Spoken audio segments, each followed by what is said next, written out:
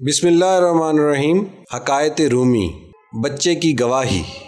रसूल अल्लाह सल्लल्लाहु अलैहि वसल्लम की बारगाह अक़दस में एक काफिर औरत बच्चा उठाए बग़र्ज़ आजमाइश और इम्तिहान हाजिर हुई। अल्लाह की शान देखें, उस 2 माह के दूध पीते बच्चे ने कहा, या रसूलल्लाह सल्लल्लाहु अलैहि वसल्लम, अस्सलामु अलैकुम। हम आप सल्लल्लाहु अलैहि वसल्लम की खिदमत अक़दस में हाजिर हैं।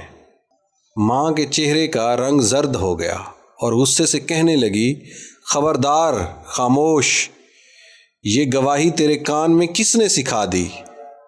बच्चे ने कहा, ऐ मेरी माँ, तू अपने सर के ऊपर तो देख, तेरे सर के ऊपर हज़रत जिब्राईल अलैहिस्सलाम खड़े हुए हैं।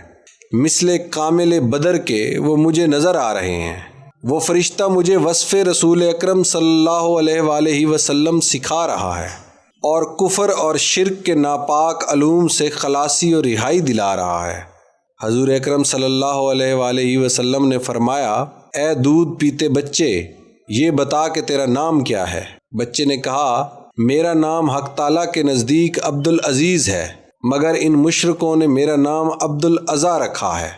उस पाक ज़ात के सदक़े जिसने आप सल्लल्लाहु अलैहि वसल्लम को पैगम्बरी बख्शी, मैं इस अज़ा बुत से पाक और बेजार और बरी हूँ।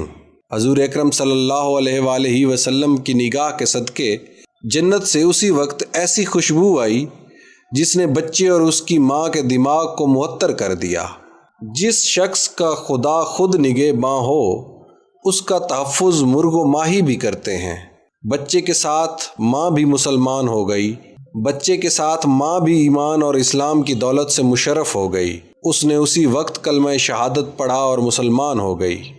मौलाना रूम साहब फरमाते हैं, नेक लोगों की कुर्बत से हमेशा फ़ायदा हासिल होता है।